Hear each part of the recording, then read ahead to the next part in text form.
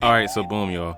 I'm sure we all have songs out there where the very first time you heard it, you was hooked. Whether it was the instrumental, the flow the rapper had, or even just one line that made you go, ooh, like, hold on, what song is this? I have a few songs like that, and for today's video, I decided to talk about just that. 5 rap songs I loved after the first listen. These are just songs where I enjoyed it the very first time I heard it, and I still enjoy it to this day. One song in particular that I liked after I first heard it was Trenches by DMV rapper OTR Chris. It's a very good coming up from the hood song, and it really goes hard. I got some shooters, yeah, they be on feet. Watch out for Joey, he be shooting 3. Boy, you better not trust these hoes. More importantly, you better not love these hoes. Spin up in and go buy some clothes. OTR the game, bitch, we never fold. Follow Chris on his Twitter at KGuwab18 for more music from him. And as always, like the video and subscribe for more. Now let's get into it. I got the R&B vets saying I'm the. Literally one thing that any Wayne fan will tell you is that mixtape Lil Wayne is phenomenal. Anybody that thinks Lil Wayne is a trash rapper must not have listened to his mixtapes, because dude has a lot of hidden gems on his mixtapes throughout his career. So the first time I listened to The Drought Is Over 6 and I found this song, I was instantly hooked. The song samples Anita Baker's You're the Best Thing Yet, and Wayne did this sample so much justice. Wayne asserts that some of rap's biggest legends were calling him one of the best rappers ever. But then Wayne puts a twist on it with Anita Baker's voice and says that now even the R&B veterans are saying he's one of the best rappers ever too. Now I'm not going to completely dick suck this song because it does have some flaws here and there, because it's Lil Wayne. You already know there's gonna be some trash lyrics somewhere. Like at the end of the first verse where he said, I'm the shit like I am THESHIT, which I shouldn't even have to explain why that's bad. And secondly, do y'all know what slant rhyming is? It happens in pretty much every rap song in existence. It's when a rapper changes the pronunciation of one word just to get it to rhyme with something else. Like close to the end of the song, Wayne pronounces the word champion as champion just to get it to rhyme with the word on. Like here's the line I'm talking about. Like he reached way too far for that one. But other than that, the third verse is so crazy. For a minute and a half straight, Wayne does not take a pause. It's punchline after punchline after punchline. So pairing the third verse with the great Anita Baker sample, I was in love with the song when I first heard it, and I still rock with it to this day.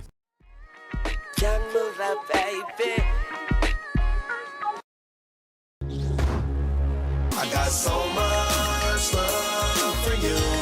I got so many people trying to rap my game. Now, I'm someone where I do not listen to a lot of Wiz Khalifa. Other than his big radio hits, the only song I really know by him is Bake Sale with Travis Scott. But Wiz Khalifa is a rapper I hear a lot of people talk very highly of. Apparently, he has 3 straight mixtapes that were all completely fire. Those being Cushion OJ, Cabin Fever, and Taylor All the Dice. Like I said, I don't listen to Wiz, so I have nothing to say about those mixtapes. But one time I randomly looked up some Wiz Khalifa and I came across this song so much and I said, God damn. If Wiz has many songs like this, then I certainly need to get hip. The chorus to this song just sounds so amazing and it has such a jazzy feel to it. I got so many people trying to rap my game. Gang, Taylor gang. If you watch the video, like I really don't know if Wiz Khalifa is a good dancer or not, but this right here was pitiful. I mean, I'm sure he was joking with this retirement home ass dance, but this always stuck out to me. But whatever, this song is great. I got so much love for you.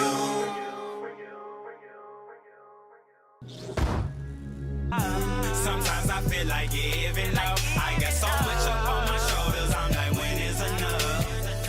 Now, for people who actually mess with my channel for real, you guys know that I do live streams every now and then. And in one of my live streams like last summer, I asked you guys for some song recommendations. Now, the songs y'all gave me weren't bad, but it was a lot of music that I don't normally listen to. Like, you guys gave me rappers like Montana 300, Hood Rich Pablo Wine, Jada Youngin, and I don't think any of these rappers are bad, but every song I heard, I just listened to it one time and never went back to it. But there was one song I had on repeat ever since I first heard it, and that was Giving Up by Lil Bravo. Now, when someone first mentioned this song in the live stream, I had no clue who this was. I was like, Lil Bravo? Nigga, this your cousin. You just trying to put your cousin on, man. Get on somewhere. But I was just joking. I gave everybody a fair chance. This song instantly hit me when I first played it. The singing at the beginning almost threw me off.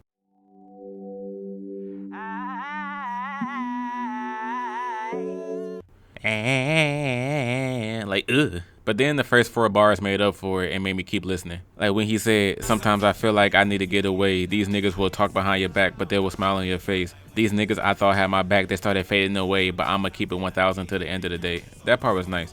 And when the hook kicked in, I was vibing to this song heavy. My favorite thing about this song is that Bravo changes the tone in his melody at the perfect time throughout the whole song. Like in the beginning of the second verse, the way he said the fourth line is a completely different tone than how he said the first 3 lines, and it sounds so good. But all in all, I don't even care if there's somebody cousin. I love this song because it's so relatable. Like we all have moments where we're feeling down and out and we just want to give up on everything. But this song is very uplifting for me. I got so much up on my shoulders, I'm like, when is enough? I stay flossing in that candy paint, blowing, sipping. Back when Mike Jones actually was relevant, I did enjoy a lot of his music because a few of his songs sounded good. But I never thought Mike Jones was good enough or even popular enough for people to be buying his albums. So one day, a long time ago in my house, I don't know if it was my mom's or my older brother's, but I found the Who Is Mike Jones CD sitting on top of my Xbox, and I was disgusted. I was mortified. I'm like, who the hell would sell this CD to somebody? Like, who would purchase this?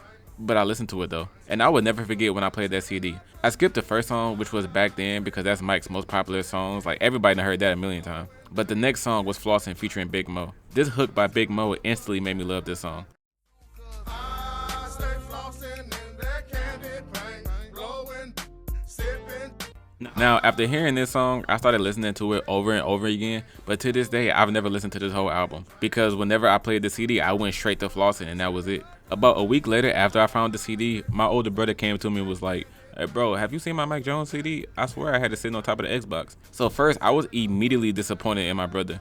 I was like, hold on, nigga, this was your CD? Like, what is wrong with you? Why would you bring this into this residence? And right when I was about to tell him what the CD was, I changed my mind because I knew if I gave him the CD back that I wouldn't be able to listen to Flossin' anymore. So then I had to debo his ass. I was all like, what CD? But yeah, I loved the song back then and I still love it now. The singing by Big Mo is incredible to me. Who is Mike Jones coming soon? My album. Who is Mike Jones coming soon? Cause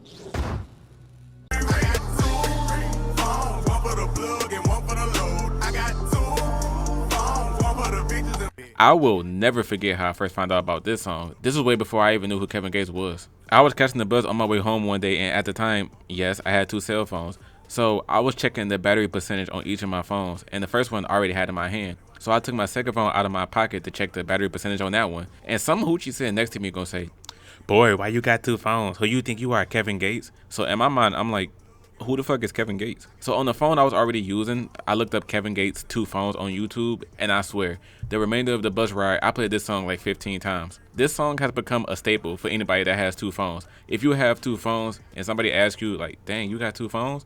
Or dang, why you got 2 phones? It's literally impossible for you not to say, yep, I got one for the plug, one for the load. It's like, you have to give that answer. Even today, I still got 2 phones, and I still give that answer whenever somebody asks me. But everything about the song itself is nice. This is the first song I ever heard by Kevin Gates, and that's how I heard the songs like Really, Really, and Satellites, which are some of my other favorites from him. outro, outro, hip it, outro.